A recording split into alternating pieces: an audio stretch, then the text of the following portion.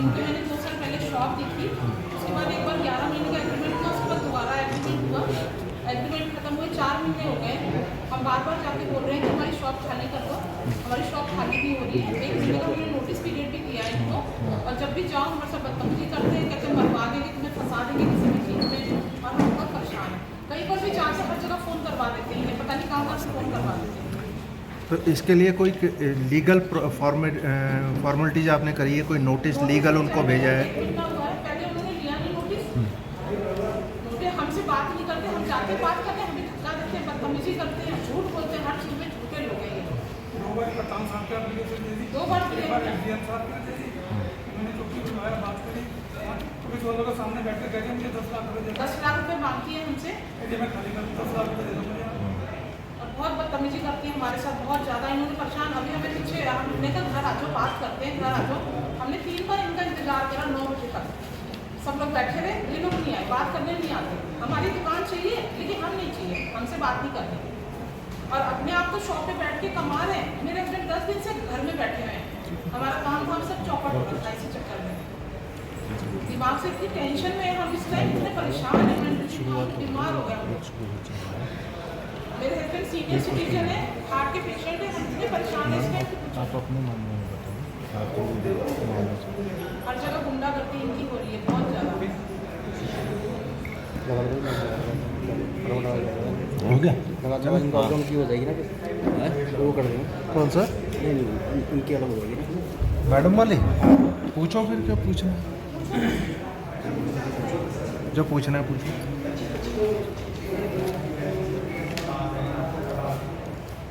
हमें लड़ाई जरा नहीं करनी, बस हमारी शॉप खाली हो जाए, हमें और कुछ नहीं चाहिए। मेरा ठीक। और बच्चा खाने बैठा है, बेरोजगार, मुझे बच्चे के लिए शॉप चाहिए। पूछो भाई, किसने पूछना है पूछो, किसका क्वेश्चन है?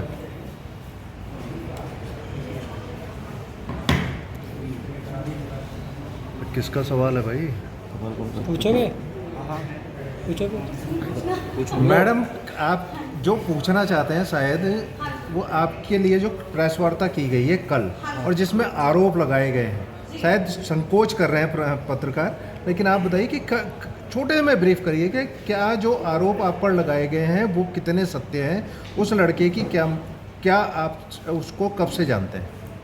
देखिए, 2021 में ही ये लड़का जो है मेरे पास आया था, जरूरतमंद था।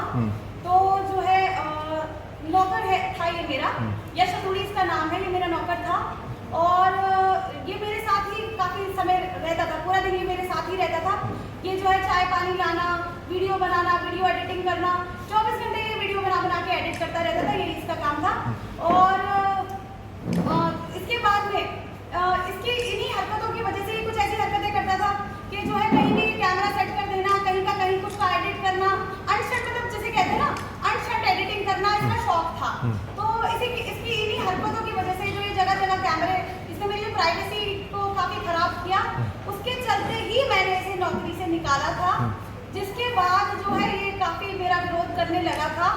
और 3 साल पहले इसे मैंने निकाला था। मुझे समझ नहीं आता कि 3 साल बाद अचानक अब ऐसा क्या हो गया कि इसको लगा कि ये बयानबाजी करनी ज़रूरी है। और साफ तौर पर मैं यही कहना चाहूँगी कि इसके पीछे ये ओछी राजनीति किसकी है कि सोनिया आनंद की है। वो जो है जो गंभीर धाराओं में उसके ऊपर चोरी डकैती और जो है फिजिकल वायलेंस का जो सोनिया आनंद उर्फ जसवीर कौर उर्फ सोनिया आनंद रावत। सबसे पहले तो सोनिया आनंद से मेरा ये सवाल है कि इतने नाम उन्हें बदलने की आखिर क्या नौबत आई, क्योंकि जो इंसान एक जेन्युइन पर्सन, मुझे नहीं लगता उसको इतनी बार नाम बदलने की जरूरत पड़ती है। और रावत वो कहाँ से लगाती है उसका मुझे कोई आइडिया नहीं है कि कहाँ से वो रावत लगाती हैं।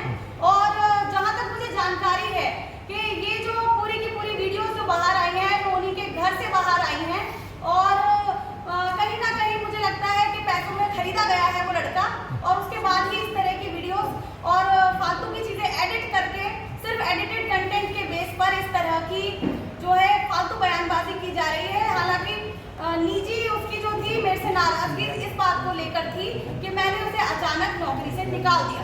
मैम, वो क्रॉपेड वीडियो दिखा रहे हैं या एडिटेड वीडियो दिखा रहे हैं उसकी हम बात ही नहीं करते हैं, लेकिन जो लड़का आरोप लगा रहा है कि जिस तरह का कि वो शारीरिक शोषण करने का, यानी अगर वो एक किसी कोई महिला पुरुष पर लगाती तो शायद उसके खिलाफ गंभीर धाराओं में मुकदमा दर्ज हो जाता, लेकिन जो आरोप वो लगा रहे हैं आपके लिए बोल रहे हैं कि अब वो फिजिकल रिलेशन या जिस तरह का शारीरिक शोषण, वो क्या है, उसमें कितनी सच्चाई है? देखिए, मुझे लगता है यहाँ पे बहुत सारे पुरुष मौजूद हैं और मुझे नहीं लगता कि यहाँ मौजूद किसी भी एक भी पर्सन का मैं सेक्सुअल हैरेसमेंट कर सकती हूँ। और मुझे अगर आप लोग ये जवाब दे दीजिए कि क्या ऐसा आपको लगता है कि ये प्रैक्टिकली पॉसिबल है? ये मेरा सवाल आपसे है कि आपको ऐसा लगता है कि ये प्रैक्टिकली पॉसिबल है? और मेरा सवाल ये भी है कि क्या ऐसी जरूरत पड़ गई, अचानक से ऐसा क्या हो गया कि जिस इंसान को 2021 में नौकरी से निकाला गया था उसने तब कुछ नहीं बोला, जबकि उस समय पर वो कांग्रेस पार्टी में जो है एक्टिव भी था और उसके बाद गरिमा जसवानी जी के साथ भी वो उसने काम किया है। और मुझे लगता है आने वाले समय पर हो सकता है कोई मामला गरिमा जी से जुड़ा आए तो वो उन पर भी इस तरह के आरोप ना लगा दे, क्योंकि उसका ये नेचर है, ये उसका नेचर है ये सब करना। और इसी के चलते उसे जो है नौकरी से निकाला गया था। और अब जो है जब मामला सोनिया आनंद से जुड़कर आया है तो सोनिया आनंद द्वारा ढूंढे जा रहे हैं कि कौन कौन से ऐसे लोग हो सकते हैं जो मुझसे रंजिश रखते हैं। और इस तरीके से जो है सिर्फ मुझे लगता है मेरी छवि को धूमिल करने का प्रयास हो रहा है, क्योंकि जो वो आरोप लगा रहे हैं वो बिल्कुल अनशंट बयानबाजी कर रहे हैं, उसका कोई आधार नहीं है। नहीं, चौधरी के खिलाफ भी आपने आरोप लगाए थे, वो क्या है मामला? इस मामले में मैं मतलब बताना चाहूंगी कि ये मेरे हस्बैंड के खिलाफ जो चौधरी की आप बात कर रहे हैं, मैं ज़्यादा डिटेल में इस पे नहीं जाना चाहूंगी। वो मेरे हस्बैंड हैं और क्या कहते हैं, हमारा कुछ इन्होंने 1 महीना लगाया, लगभग 28 दिन इन्होंने चक्कर काटे हैं बिजली विभाग के, तब जाकर वहाँ का जो मीटर है, बिजली का कनेक्शन है, वो इन्होंने जैसे तैसे कटवाया। लेकिन अभी हाल ही में उन्होंने अपने नाम पर नया जो है बिजली का कनेक्शन वहाँ पर अपनी माँ के नाम पर ले लिया है, यानी कि सोनिया आनंद रावत जी की जो माँ है उनके नाम पे रातों रात वहाँ उनके नाम पे बिजली का कनेक्शन लग गया है। तो उसको लेकर मैं चाहूँगी कि ममता जी अपना जो दर्द है वो बयां करें।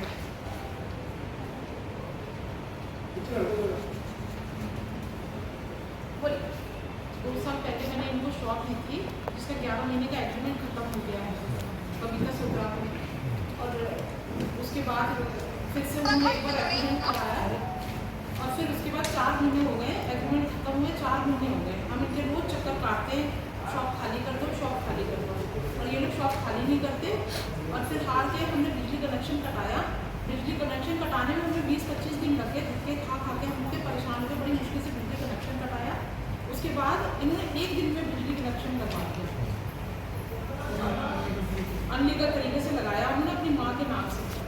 और इन ऊपर से बहुत सपोर्ट है, कहीं पर भी जाते हैं हम SSP साहब पे हमने कंप्लेन करी इनकी, और वो रिपोर्ट आई पुलिस चौकी में, तो हर जगह ये फ़ोन करवा देते हैं, ऊपर से इनके फ़ोन आ जाते हैं, हमें नहीं पता किसके आते हैं, हर जगह इनका सेटिंग है। और जब भी हम इनसे बोलते हैं कि शॉप खाली करो तो हम हमारे से बदतमीजी करते हैं और कहते हैं तुम्हें मरवा देंगे हम, और हम ये दुकान हमें बेच दो, और 10 लाख या तो 10 लाख हमें दो तभी हम खाली करेंगे दुकान। अब हम गरीब आदमी, हम कहाँ से 10 लाख दें? हम इतने परेशान हैं इनके साथ कि हम बता नहीं सकते। 1 साल हो गया हमें धक्के खाते हुए। बिजली कनेक्शन लगने से ऑनरशिप तो बनती नहीं, बनती तो नहीं है, लेकिन परीक्षण माना जा सकता है, फिर ऑनरशिप नहीं कहलाई जा सकती। ठीक है, लेकिन पेपर में अनलीगल करवा दिया ना, गलत तरीके से वो पेपर लगाए किसी के। मदद करें, मैंने सेंचुरी करे। नहीं, मुझे ये बताइए, किराएदार तो कभी मकान मालिक किराएदार थोड़ी लगा लेंगे, लाइट को नहीं लगा लेंगे, वो तो चलो हर एक बिजली पानी किसी का बंद नहीं कर सकते, वही कर रहे हैं। बिजली पानी का इनिशियल लीड है, ठीक है, मैं सब मानती हूँ, लेकिन गलत तरीके से तो नहीं लगा सकते ना।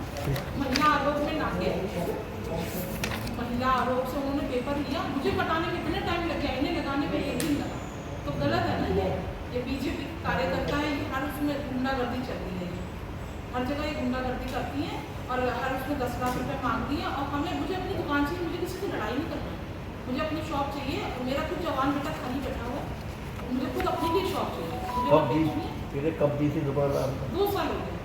2 साल 2 साल से लगातार आप 11 महीने का एग्रीमेंट कर रहे थे? हाँ जी, 11 महीने एग्रीमेंट खत्म हुआ, उन्होंने नोटिस दिया, 1 महीना हो गया है, 2 तारीख का 1 महीना हो गया। तो क्या कोर्ट में उसके आगे गए आप? नहीं, हम कोर्ट नहीं जा सकते, कहती है कोर्ट जाओ, मैं कोर्ट नहीं, हम सुमर मेरे हस्बैंड बीमार रहते हैं, मैं खुद बीमार रहती हूँ, हम इतने टेंशन में, ये हमारी शॉप पे कमा रहे हैं और हम खाली बैठे, मेरे हस्बैंड 10 दिन से शॉप नहीं करते, हम इतने टेंशन में, हमें अपनी शॉप चाहिए। क्या ये प्रॉब्लम आपने डीएम को बताई? नहीं, अभी हम वहाँ नहीं गए, एसएसपी साहब पे वो गए। डेली सुनती हैं इस मामले में। एसडीएम को दे देखिए सर एप्लीकेशन। ये एप्लीकेशन देखिए, मेरी बात सुनिए, ये अलग बात है जो मैं बात पूछ रहा हूँ आपको। डीएम से आपने कहा क्या इस मामले में बहुत सारी हमारे नॉलेज में आई हैं, वहाँ कई फैसले किए हैं उन्होंने जो जमीन कब्जे के नहीं, मामले में। डीएम साहब पे नहीं गए हम इन्हीं को जा के हाथ पैर जोड़ते रहे, हमें धक्का देते हैं, बदतमीजी करते हैं करके हम कई जगह गए, हम इंटेलिजेंस गए, हमें कहीं वो नहीं मिला। एसएसपी साहब पे गए तो रिपोर्ट पुलिस चौकी में आई, तब भी इन्होंने फ़ोन करवा दिया, लेकिन उन्होंने हमारा सुना, पुलिस वालों ने हमारा सुना, लेकिन ये है कि उन्होंने बोला कि नोटिस दो, उसके बाद ही हमसे आपको बात करें।